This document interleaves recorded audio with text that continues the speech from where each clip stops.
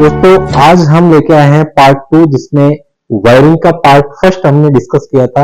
वहां पर किस तरीके से आप लोड का कैलकुलेशन करोगे, किस तरीके से लेआउट के अकॉर्डिंग आपको वायरिंग करनी है, वो चीजें हमने डिस्कस की थी। अब हम पार्ट 2 में डिस्कस करेंगे वायरिंग में क्या क्या पॉसिबल फॉल्ट्स हैं वो हो सकते हैं और उन फॉल्ट्स को आप कैसे ठीक करोगे। बहुत ही इंपॉर्टेंट वीडियो है, इसमें आप स्टेप बाय स्टेप सारी चीजों को सीखोगे क्योंकि आपको वायरिंग करना तो आ गया लेकिन यदि फॉल्ट है उसे डिटेक्ट करना नहीं आया तो फिर आपका काम पूरा अधूरा रह जाता है। तो देखिए सबसे पहले मैं कुछ पॉइंट्स हैं वो आपको वायरिंग से रिलेटेड है वो बता देता हूं। तो आप सभी को पता है अपने जो भी डोमेस्टिक घरेलू वायरिंग है या इंडस्ट्रियल वायरिंग है, सभी वायरिंग हम जो कनेक्ट करते हैं उपकरणों को वो क्रम है समांतर क्रम। कौन सा क्रम? समांतर क्रम है। पैरेलली सबको कनेक्ट करते हैं, सीरीज में कनेक्ट नहीं करते हैं। पैरेलल का मतलब आप समझ ही रहे होंगे कि जैसे अपने को ये एक लैंप है, ये एक लैंप है, इसमें दो तार हैं, ये फेज का हो गया मान लीजिए और ये न्यूट्रल का हो गया, ठीक है।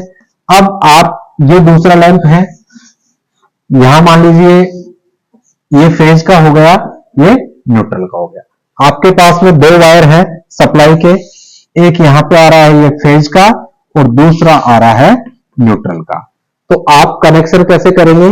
पहला मैं सीरीज कनेक्शन करके बताता हूं आपको। यदि आप सीरीज में करते हैं तो आप इन दोनों को तो एक साथ जोड़ दोगे यहां से और यहां से एक वायर फेज के साथ लगा दोगे और ये जो न्यूट्रल है ये न्यूट्रल को आप यहां पे कनेक्ट कर दोगे। ये जो आपको दिखा है ये कनेक्शन है सीरीज कनेक्शन। अब ये जो दोनों लैंप है ये लैंप श्रेणी क्रम में जुड़ गए हैं। श्रेणी क्रम का बेनिफिट एंड इसका जो डोज है वो क्या है? तो दोस्तों जैसे भी इसमें यदि ये 40 वोल्ट का है और ये 60 वोल्ट का है तो दोनों अलग अलग प्रकाशित होंगे इनकी रेटिंग के अकॉर्डिंग, ठीक है। तो इसलिए हम क्या करेंगे, इस तरीके से ये जो मिसमैच होता है चीजें प्रॉपर, इसको प्रॉपर वोल्टेज नहीं मिल पाएगी। सीरीज में धारा का मान तो समान रहेगा लेकिन वोल्टेज का मान इसके प्रतिरोध के अकॉर्डिंग अलग अलग रहेगा। तो इसलिए हम क्या करेंगे, जो कनेक्शन है हमेशा पैरेलल में करते हैं। पैरेलल कैसे करेंगे, समांतर कनेक्शन कैसे करेंगे कि यहां से इस तरीके से कोई भी कनेक्शन है वो आपस में सीरीज ना करके, जैसे इसका फेज यहां से कनेक्ट कर दिया तो फर्स्ट लैंप है इसके फेज को प्रॉपर, फेज को फेज से, न्यूट्रल को न्यूट्रल से। तो अब ये जो लैंप है इस सप्लाई के समांतर क्रम में जुड़ गया।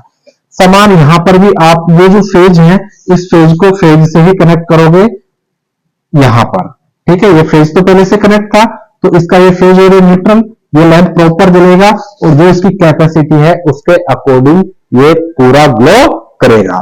तो आपने देखा है सीरीज और पैरेलल, श्रेणी क्रम और समांतर क्रम में जब हम कनेक्शन करते हैं तो क्या समस्या आएगी। इसलिए आप कभी भी जो घरेलू कनेक्शन है, घर में जितने भी उपकरण हैं उनको कभी भी आप श्रेणी क्रम में ना चलाएं क्योंकि श्रेणी क्रम में उसको प्रॉपर वोल्टेज नहीं मिल पाएगी जितनी उसको चाहिए। श्रेणी क्रम में वोल्टेज का मान बढ़ जाएगा तो प्रॉपर वोल्टेज उपकरण को नहीं पहुंचेगी तो वो खराब हो सकता है। इसलिए आप हमेशा वायरिंग को समांतर क्रम में करें और समांतर क्रम आप समझ गए, ये जो अपना कनेक्शन है ये समांतर क्रम कहलाता है और जितनी भी डोमेस्टिक वायरिंग जो होती है वो समांतर क्रम में ही होती है। अब दोस्तों अपने पास में कुछ क्वेरीज हैं, कुछ क्वेश्चंस हैं, कुछ डाउट्स हैं जो वायरिंग से रिलेटेड रहते हैं। तो आज हम उन जो फॉल्ट है, जो क्वेरीज है उसको पहले सुनेंगे और फिर स्टेप बाय स्टेप उसका सॉल्यूशन देंगे। अब अपने कुछ सिंपल से जनरल से फॉल्ट्स हैं, उन फॉल्ट्स को अपने डिस्कस करते हैं वन बाय वन। तो सबसे पहले तो अपने बोर्ड है, उस बोर्ड का सर्किट डायग्राम बना लेते हैं जो आपके पास में घर में आपके लगा रहता है। तो यहां पर मान लीजिए आपका ये सॉकेट है, ये आपके पास में सॉकेट है, यहां पर इसको कंट्रोल करने के लिए एक स्विच लगा हुआ है, ये एक अनदर स्विच है जो अलग लोड के लिए लगा हुआ है, ये एक और स्विच है जिससे आपका एक लोड और कनेक्ट है। इस तरीके से आपके पास में ये अलग अलग स्विच है, ठीक है। अब जैसे आपके पास में ये switch first, second, third, fourth और 5, और ये आपका हो गया है यहां पर सॉकेट। 5 आपके पास में स्विच है और एक आपका सॉकेट है। इसका कनेक्शन कैसे करोगे? तो सबसे पहले देखते हैं, अपने पास में सप्लाई में 2 वायर होते हैं। एक तो अपने पास में होता है फेज वायर और दूसरा वायर होता है न्यूट्रल वायर। साथ ही साथ जो तीसरा जो वायर है वो वेरी वेरी इंपॉर्टेंट वायर है, लेकिन कुछ घरों में वो होता है, कुछ के में नहीं होता है। जहां नहीं होता है वहां दुर्घटनाएं बड़ी होती है, जहां ये होता है वहां दुर्घटना बहुत कम होती है। तो जो तीसरा वायर है वो है अपने पास में अर्थिंग का, जो ग्रीन रंग का होगा। पहली वीडियो में हमने डिस्कस कर लिया था, फेज रेड कलर का, न्यूट्रल ब्लैक कलर का और अर्थिंग ग्रीन कलर का रहेगा। अब इस बोर्ड की आपको वायरिंग करनी है, तो आप जैसे इसको पीछे करोगे, स्विच में देखोगे इस तरीके से 2 पॉइंट होते हैं। ये 2 पॉइंट हैं, इन 2 पॉइंट्स पे आप लोग देखेंगे इस तरीके से 2-2 टर्मिनल्स होते हैं, इसके 2-2 पॉइंट होते हैं। जैसे मैं आपको स्विच का बता दूं, ये अपने पास में स्विच है, इस स्विच में आप देखेंगे ये 2 पॉइंट है, इसके 2 टर्मिनल है जहां से कनेक्शन होते हैं। तो ये दोनों टर्मिनल्स मैंने आपको यहां पर दिखा दिए हैं। अब अपने देखते हैं यहाँ पे ये जो टर्मिनल्स हैं इसका किस तरीके से कनेक्शन करेंगे। इनका कनेक्शन वेरी वेरी इंपॉर्टेंट है। तो आप लोग क्या करेंगे, जो नीचे के टर्मिनल है जितने भी, इन सबको एक तार लो और तार के द्वारा सबको कॉमन कर दो। यहां से क्या कर दो, इनको कॉमन कर दो। ये इस तरीके से कॉमन हो जाएगा। एक वायर लिया आपने और वायर के द्वारा ये कॉमन कर दिया आपने। कॉमन करके और नीचे अपने जो फेज है इस फेज से क्या कर देंगे, इसको कनेक्ट कर देंगे। अब आपके पास में इस जो सारे स्विच हैं, स्विच का कनेक्शन कंप्लीट हो चुका है। दूसरा अपने पास में ऊपर से बचे हैं, तो अब इनका कनेक्शन कहां करना है, तो ये सॉकेट है, पहला जो कनेक्शन है अपने सॉकेट के साथ ही कर देते हैं यहां पर। तो देखिए यहां पर जो फेज है उसका काम कंप्लीट हो चुका है, सॉकेट भी कंट्रोल यहां से हो चुका है। अब देखेंगे अपने ये न्यूट्रल के लिए है, तो ये जो न्यूट्रल है वो न्यूट्रल के साथ में कनेक्ट कर देंगे यहां पर। तो अब इसकी कंप्लीट हो गई है यहां पर कनेक्शन। टॉप मोस्ट जो पिन है वो रहती है अर्थिंग की, तो इसको आप किसके साथ जोड़ दोगे, अर्थिंग के साथ जोड़ दोगे। तो यहां से अपना ये जो बोर्ड है इस पे कंप्लीट कनेक्शन हो चुका है। अगर इस बोर्ड में इंडिकेटर भी लगा हुआ है तो इंडिकेटर के साथ में फेज और न्यूट्रल दोनों ही लगेंगे, तो आप दोनों को कनेक्ट कर दे इंडिकेटर के साथ में। जैसे हमने यहां पर देखिए फेज और न्यूट्रल सॉकेट में दिया है, उसी तरीके से इंडिकेटर में भी फेज और न्यूट्रल दोनों लगेंगे। अब आप देख रहे हैं कि सर आपने नीचे तो कॉमन कर दिया, ऊपर का क्या करेंगे, तो ऊपर प्रत्येक जो लोड है, मान लीजिए ये पंखा है, ये एक मेरे पास में लैंप है, और भी कई आपके पास में जैसे लैंप हैं, तो उनके वहां आप देखेंगे तो इनके 2-2 टर्मिनल होते हैं। पंखे के भी 2 तार होंगे, लैंप जो है होल्डर है वहां से भी 2 वायर होंगे। तो आप क्या करेंगे, न्यूट्रल जहां पे भी है सब जगह कॉमन करना होगा आपको। तो ये जो न्यूट्रल है, मैं इस न्यूट्रल को यहां एक्सटेंड कर लेता हूं, यहां पर एक्सटेंड कर लेता हूं, ये अपने पास में न्यूट्रल आ गया है। अब न्यूट्रल वाला जो टर्मिनल है उसको मैं यहां से ये कर दिया मैंने कनेक्ट, दूसरा वाला ये है, इसको यहां से कनेक्ट कर दिया। न्यूट्रल बिल्कुल कॉमन कर सकते हो, कोई इश्यू नहीं है, क्योंकि न्यूट्रल का कंट्रोल नहीं होता है स्विच के साथ में। स्विच के साथ किसको कंट्रोल करोगे, केवल फेज को कंट्रोल करोगे आप। अब देखिए आपने जैसे स्विच नंबर फर्स्ट है, फर्स्ट के साथ में आपने इसको जोड़ दिया, किसको, फैन को जोड़ दिया।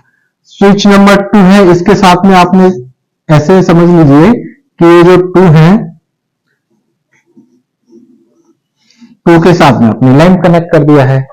अब आपके जो बाकी हैं और भी कोई लोड हो तो उसके साथ कनेक्ट कर सकते हो। तो दोनों टर्मिनल पे कनेक्शन हो गया, नीचे ये सप्लाई है।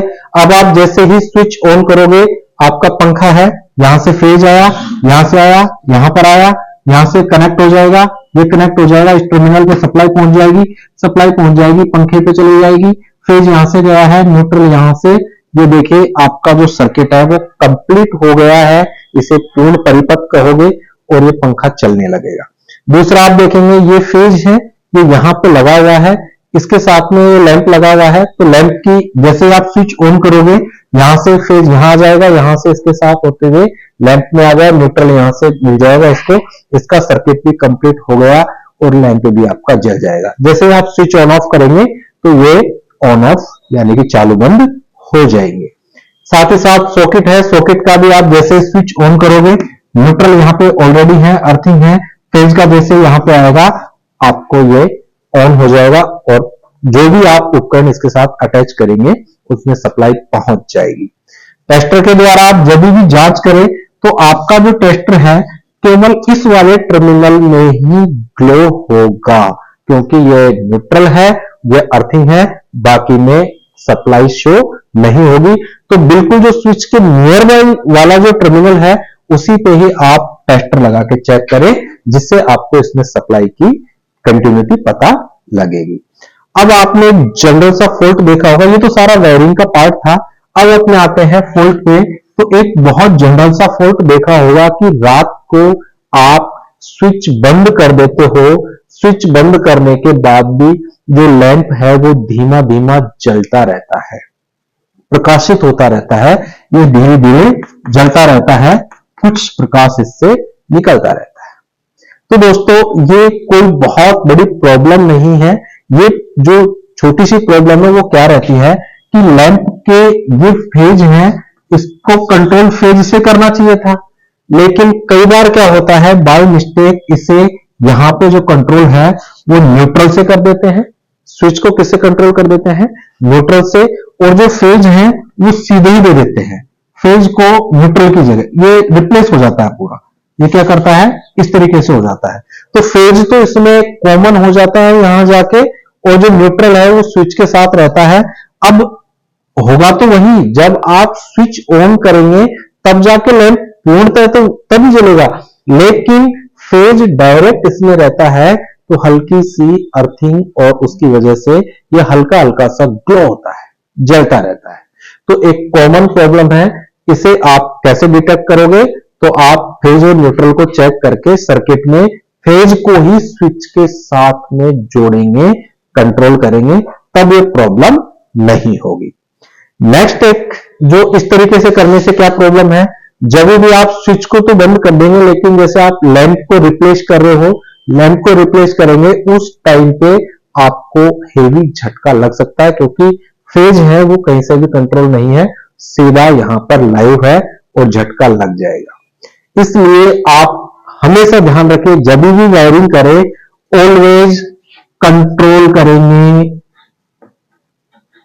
फेज को, कंट्रोल करेंगे केवल किसको, फेज को। देख रहे हैं कि आपने कंट्रोल किसको किया है, फेज को किया है, न्यूट्रल को आप कॉमन रखें, कॉमन चलता रहेगा, ठीक है।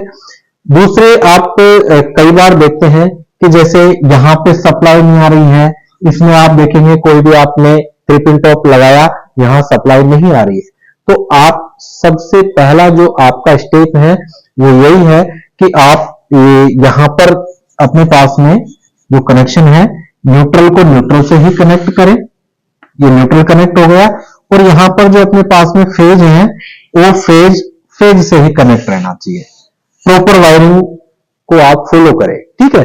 तो ये जो फेज का है वो रेड वायर है, ये आप देख रहे हैं न्यूट्रल है, वो ब्लैक वायर है, और ये है ग्रीन वायर है, ठीक है, ये ग्रीन वायर हो गया। अब आप चेक करेंगे तो सबसे पहला जो स्टेप है आपका वो इस बोर्ड को आप ओपन करें, बोर्ड को ओपन करके और इस फेज को चेक करें कि क्या प्रॉपर ये फेज यहां पे कनेक्ट हो रहा है या नहीं हो रहा है, तो इसको आप चेक करें प्रॉपर और फिर आप डिटेक्ट कर सकते हो।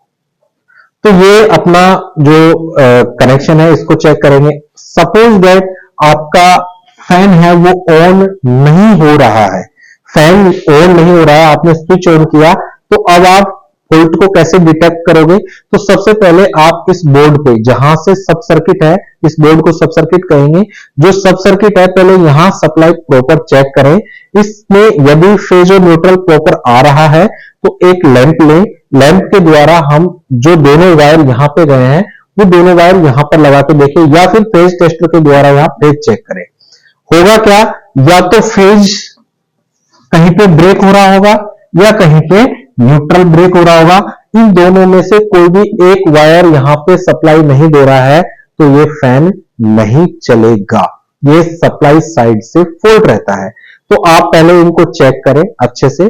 और यदि यहां पे मान लीजिए आपने टेस्टर लगाया और यहाँ पे टेस्टर में ग्लो हो रहा है, नियॉन जो लैंप है वो ग्लो हो रहा है, तो फिर इसका मतलब न्यूट्रल सही नहीं है। तो फिर आप एक लैंप ले और लैंप दोनों टर्मिनल्स में लगा के देखें, लैंप जल गया तो इसका मतलब ये जो फैन है यही खराब हो चुका है। फिर आप फैन की टेस्टिंग करें, पहली टेस्टिंग सप्लाई की, दूसरी टेस्टिंग फैन की, ठीक है। तो फैन को फिर आप उतारें और उसकी टेस्टिंग करें, टेस्टिंग करके और फिर आप उसे रिप्लेस कर सकते हैं। तो फैन की टेस्टिंग कैसे करते हैं मेरे प्रीवियस वीडियोज में आप जा सकते हैं और वहां से उसकी टेस्टिंग करना आसानी से सीख सकते हैं। दूसरा जो फॉल्ट है, आप देखते हैं कई बार ये जब सप्लाई टेस्टिंग करते हैं, अपने सप्लाई के फॉल्ट को डिटेक्ट करके और उसे ठीक करना चाहते हैं, तो आप देखेंगे कि एक ही जो आप जब टेस्टर लगाएंगे तो दोनों जो वायर है फेज और न्यूट्रल के, उनमें नियॉन लैंप ग्लो करता रहता है। तो नियॉन लैंप ग्लो कर रहा है, इसका मतलब न्यूट्रल कहीं से ब्रेक हो चुका है और ये फेज टू फेज फॉल्ट हो गया है। इसमें कहीं ना कहीं न्यूट्रल हट चुका है और ये जो फेज है ये सर्किट में रिप्लेस हो रहा है। कब होगा, जब आप इसे ऑन करेंगे तब, ठीक है। तो इस कंडीशन में न्यूट्रल को आप अच्छे से चेक करें। नेक्स्ट जो फॉल्ट जनरली कम होता है लेकिन फिर भी हो जाता है, आप देखेंगे सिंगल फेज हो या थ्री फेज हो, जैसे ही आप इन सॉकेट में उपकरण लगाएंगे, लगाते ही लाइट डिम हो जाती है और डिम होके बंद हो जाती है, ठीक है, या फिर लोड नहीं ले पाते हैं। उस कंडीशन में क्या होता है कि जो अपने पास में थ्री फेज जो सप्लाई है, ऐसी कंडीशन में क्या है, जो सिंगल फेज में भी कंडीशन बन सकती है, तो आप न्यूट्रल को सही से चेक करें और फिर उसको आप रिप्लेस कर दें। दूसरा, थ्री फेज जो अपने पास में सप्लाई होती है, थ्री फेज टू न्यूट्रल, तो उसमें आप चेक करेंगे जो तीनों फेज है वो प्रॉपर है या नहीं है। ऐसी कंडीशन में भी न्यूट्रल कहीं ना कहीं शिफ्ट हो जाता है, या फिर फेज है इसका कोई वायर है वो ग्राउंड हो जाता है और ग्राउंडिंग कंडीशन में ये जो सप्लाई है प्रॉपर अपनी लोड तक नहीं पहुंच पाती है, जिस वजह से ऐसा होता है। तो ये बहुत इजी से है, इनको फॉल्ट डिटेक्ट थ्री फेज में आप मेगर के द्वारा कर सकते हैं। मेगर से आप कंटिन्यूटी टेस्ट करें, कंटिन्यूटी टेस्ट से आपको पता लग जाएगा कि इंसुलेशन है वो प्रॉपर है या फिर ग्राउंड हो चुका है। Phase two phase, phase two neutral and phase two earth, ये तीनों जो फॉल्ट है इसे आप मेगर के द्वारा डिटेक्ट कर सकते हैं और फिर आप जहां पे भी फॉल्ट है उसे रेक्टिफाई कर सकते हैं। तो दोस्तों, आज के जो हमारा वीडियो था वो वायरिंग से रिलेटेड था, फॉल्ट डिटेक्शन से रिलेटेड था। यदि आपकी कोई क्वेरीज हो तो प्लीज कमेंट जरूर करें, चैनल को सब्सक्राइब करें और दोस्तों बेल आइकन को प्रेस करना ना भूलें। Thank you.